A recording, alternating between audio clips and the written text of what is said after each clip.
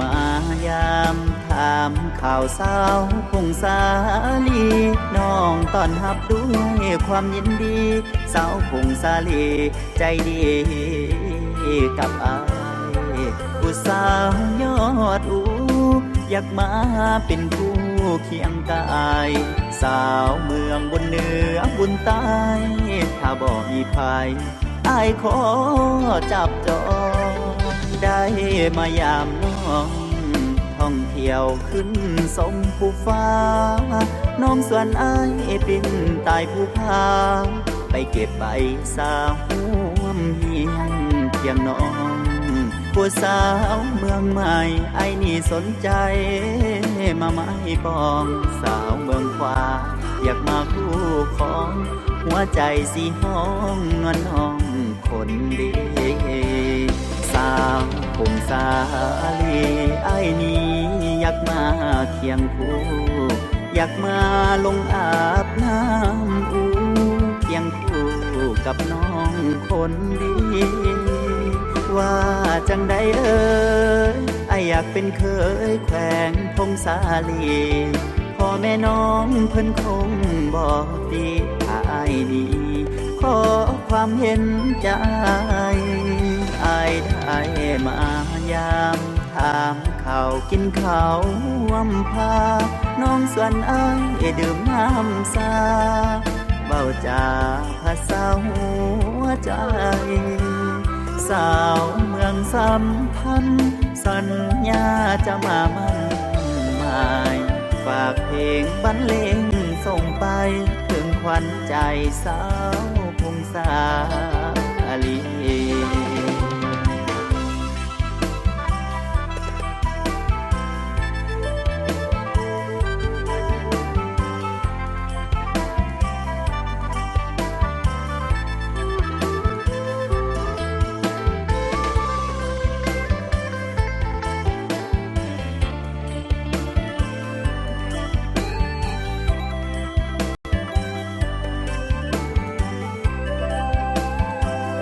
สาวคงสา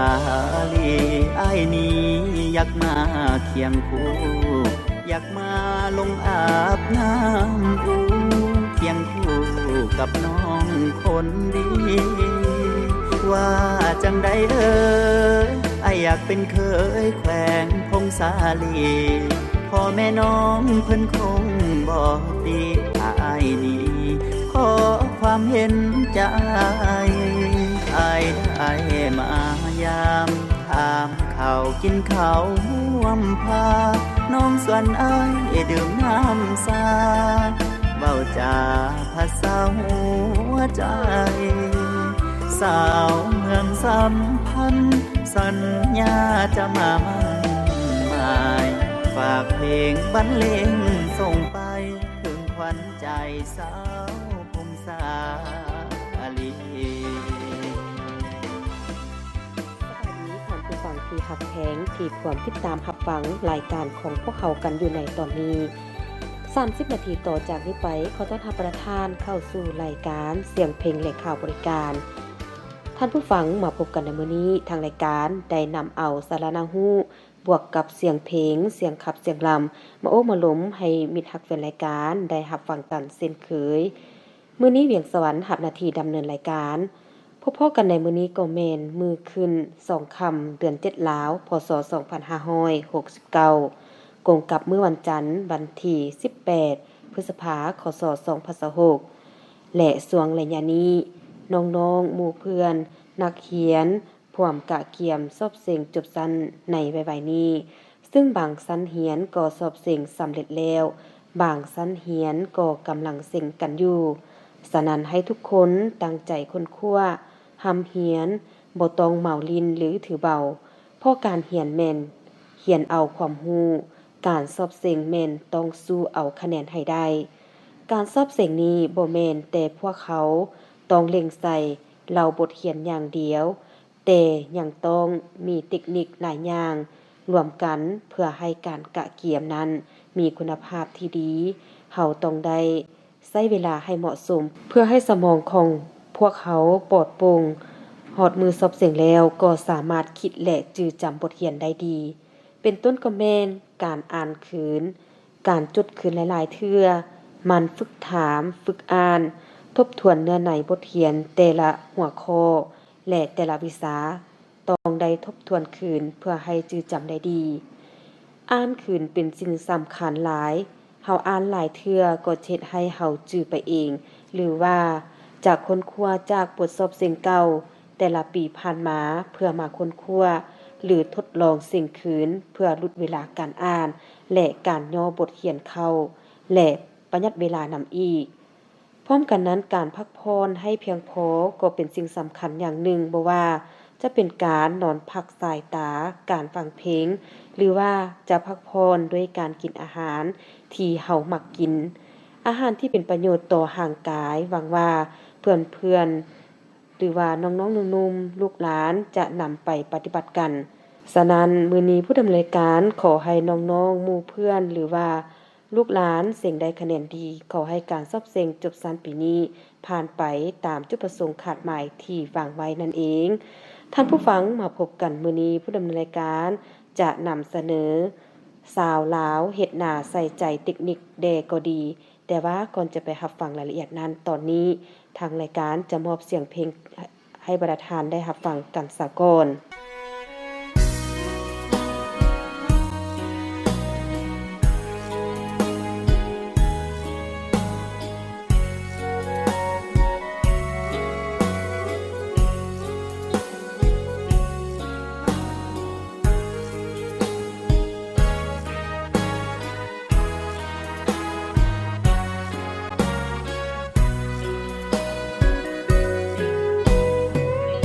เพียงน้องอย่างกายอายก็มีแฮได้เห็นเศร้าแรงอายก็ดีใจได้กินน้ำหอมลอยลมมาสบตาน้อยเดียวก็อิ่มใจสิเอาอย่างไรขี้หายอย่างเฮาเขาลูกผู้ดีละสีผ่องใสเฮาลูกสาวให้สาวนาเศร้าเจ้ายังให้เกียรติส่งยิ้มมาทักทายว่าจะทำข่าวขอบใจน้องสาวที่ให้ความหวังได้อย่างสวนทางเพียงครั้งเก็บภาพไปฝันทุกเว้นคืนนอนบ่อยากตื่นสุขใจในฝันอยากฝืนความจริงย่านเจ็บเลขในบัญชีมีห่างกันเฮามีหลักพันเข้ามันหลักล้านขอบใจคนงามเจ้ายังบ่เมินความจริงไกลเกินแต่อายบ่หวั่นหากเจ้าบ่แค่สายตาคนอื่นอยากยื่นมือมาคบหากันอ้ายขอยืนยันบ่มีผิดหวัง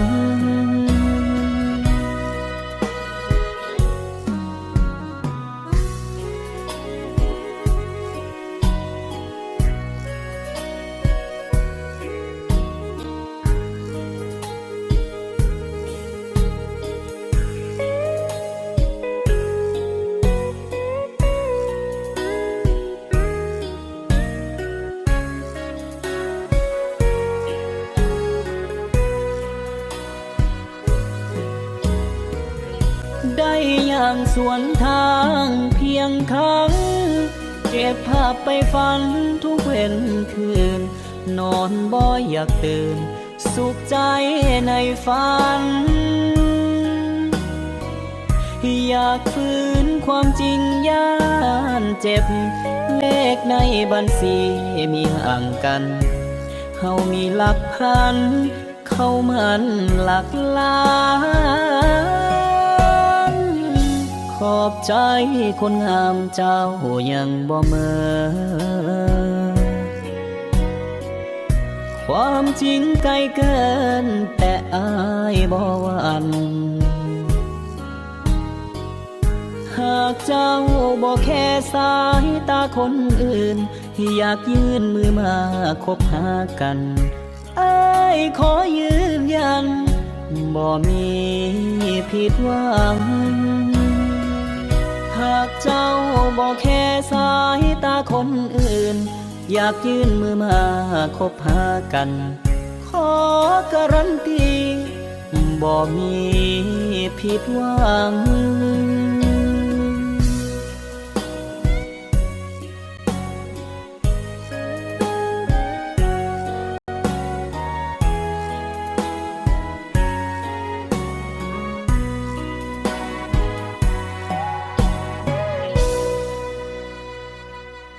สำหรับเสียงเพลงที่ทางรายการมอบให้หวังว่าจะถึกอกถึกใจกับมิตรฮักแฟนรายการบ่หลายก็น้อย และถ้าท่านใดอยากฟังเพลงก็สามารถคอมเมนต์มาใต้เพจของพวกเฮากันได้เนาะท่านผู้ฟังช่วงนี้แม่นเริ่มเก่าเข้าสู่ฤดูฝนกันได้แล้วชาวกสิกรพวกเขาก็ความคุ้นเคี้ยวญาติน้ำฟ้าน้ำฝนในการหางหากะเกียมทำการผลิตตามฤดูกาลโดยเฉพาะชาวนาก็พวมทางหญ้าขาดไถเอานำเข้านาเพื่อตกกาเกี่ยมความพร้อมในการปักดำเข้านาปีให้ท่วงทันกับฤดูกาลนั่นเองพอช่วงนี้เมนฤดูทำการผลิตโดยเฉพาะเมนการกะเกียมพื้นที่นาในการปักดำเข้านาปีในทั่วทุกหนแห่ง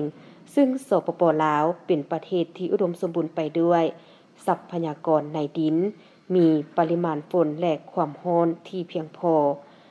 สภาพธรรมชาติเหมาะสมกับการพัฒนากสิกรรมเป็นอุตสาหกรรมหลักของเศรษฐกิจลาวกว่าประมาณ 31 ส่วนห้อยของเศรษฐกิจแห่งชาติเนื้อที่ปลูกข้าวกว่า 85 ส่วนห้อยของเนื้อที่ปลูกฝังแห่งชาติแต่ผลผลิตข้าวต่อหัวหน่วยอย่างต่ำปัจจุบันนี้หลายพื้นที่ก็หันมานำใช้วิธีการดำเนินกสิกรรมแบบกลจักรรูปแบบการคุ้มครองกสิกรรมแบบดิจิตอลและวิธีที่ทันสมัยเพื่อส่งเสริมการเพิ่มผลผลิตข้าว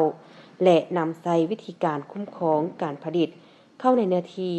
ขนาดใหญ่โดยนำใช้เครื่องจักรและอุปกรณ์กสิกรรมที่ทันสมัยนั่นเองพร้อมทั้งก่อสร้างชลประทานและการระบายน้ำที่ชัดเจนยกสูงประสิทธิภาพการผลิตและผลผลิตข้าว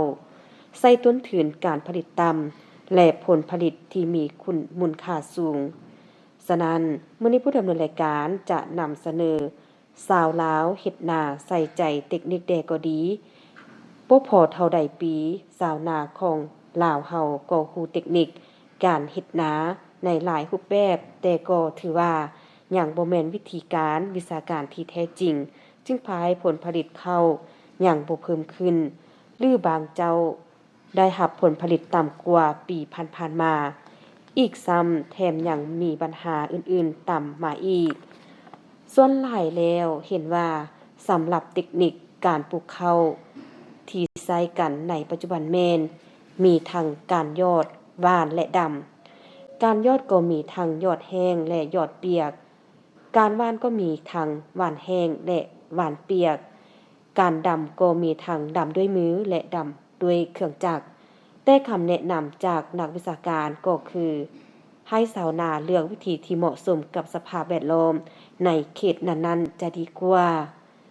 การดำนาโดยเครื่องจักรนั้น1มื้อสามารถดำได้3เฮกตาร์ต่อเครื่องจักร1หน่วยในขณะที่แรงงานคนแม่น30คนต่อ1เฮกตาร์ส่วนการยอดและการหว่านถ้าเฮาควบคุมได้ดีหญ้าก็จะบ่มีใส่ฝุ่นให้เหมาะสมก็จะได้รับผลผลิตเท่ากับการปักดำแต่ส่วนใหญ่แล้วการหว่านและการยอดมักจะมีปัญหาหญ้ามักเกิดขึ้นหลายคือชาวนาต้องใส่ใจเรื่องนี้เป็นพิเศษแต่ข้อดีของการหว่านและการยอดแม่นประหยัดต้นทุนการผลิตเพาะจะได้ลงทุนแต่การคาดและไถเท่านั้นก้าวถึงพันธุ์ข้าวตั้งแต่อดีตจนถึงปัจจุบัน ชาวนายังนิยมใส่ข้าวพันธุ์พื้นเมือง เพาะตนเขาเป็นปรับตัวเข้ากับสภาพแวดล้อมของท้องถิ่นนั้นๆได้ดี แต่ว่าผลผลิตบ่ดีปานใด คือใน1เฮกตาร์จะได้ผลผลิตอยู่ในประมาณ2ตันเท่านั้น ในขณะที่ผลผลิตจากการใส่พันธุ์ข้าวปรับปรุงจะได้ถึง6ตันต่อเฮกตาร์ ซึ่งแนวพันธุ์ข้าวปรับปรุงจะมีการแตกแหน่งหลาย ซึ่งบางแนวพันธุ์จะแตกแต่ถึง10แหน่ง ส่วนห่วงของมันจะให้เม็ดข้าวประมาณ200เม็ดที่ตึงเต็ม ในขณะที่ห่วงข้าวของพันธุ์พื้นเมืองถ้ามี200เม็ดก็จะมีเม็ดรีบปนอยู่นำแนวใดก็ดี ถ้าเฮาเกี่ยมดินให้ดีๆ จะเฮ็ดให้หญ้าบ่เกิดหรือบ่เกิดหลายคือต้องเพิ่มการไถ2เทื่อเป็น3เทื่อเส้นไถหูด1เทื่อและไถคนอีก2เทื่อก่อนที่จะขาดนอกนี้ในเวลาเกี่ยมดินให้เอาขี้แกบขี้จูดประมาณ70ส่วนห้อยหรือฝุ่นโคกมาหว่านใส่จึงค่อยไถจะดีพอจะเฮ็ดให้โครงสร้างของดินดี สิ่งสำคัญที่สุดชาวนาควรใส่ใจก็คือพยายามหลบหลีกการใส่ปุ๋ยเคมีเพราะมันจะเฮ็ดให้ดินหนาจืดแล้วจะเฮ็ดให้ท่านต้องได้ใส่ปุ๋ยเคมีเพิ่มขึ้นในทุกๆปีซึ่งปุ๋ยชีวภาพและปุ๋ยคอกแม่นดีที่สุดแล้วเจ้าท่านผู้ฟังที่รับฟังผ่านไปนั้นก็แม่นชาวลาวเฮ็ดนาใส่ใจในเทคนิคแดก็ดีที่ผู้ดำเนินรายการนำเสนอให้บรรดาท่านได้รับฟังหวังว่าจะให้ข้อมูลแก่ท่านผู้ฟังบ่หลายก็น้อยฉะนั้นให้ทุกคนนำไปใช้ในพื้นที่ที่ทำการผลิตอย่างเหมาะสมเพราะพื้นที่แต่ละพื้นที่นั้นมันแตกต่างกันนั่นเองเนาะเอาล่ะท่านผู้ฟังมาเบิ่งเวลานาทีจากทางการดำเนินรายการของพวกเฮาก็ยับจอหมอเข้ามาแล้วฉะนั้นก่อนจากกันไปในมื้อนี้ขอขอบใจมิตรรักแฟนรายการที่ให้เกียรติติดตามรับฟังรายการของพวกเฮาและถ้าท่านใดท่านสามารถติดตามรับฟังรายการของพวกเฮานี้ได้ทาง3ช่องทางคือทาง Facebook Fanpage สถานีวิทยุโทรภาพแขวงพงศลีทาง YouTube สถานีวิทยุโทรภาพแขวงพงศลี RTV และทาง TikTok วิทยุโทรภาพแขวงพงศลีกันได้ซึ่งรายการนี้จะออกอากาศอาทิตย์หนึ่งมี3มื้อ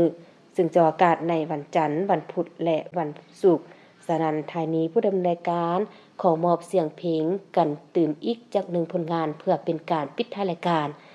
มื้อนี้ผู้ดำเนินรายการดำเนินผิดพลาดประการใดก็ต้องขอโทษขออภัยท้ายนี้ขอกล่าวคำว่าสบายดี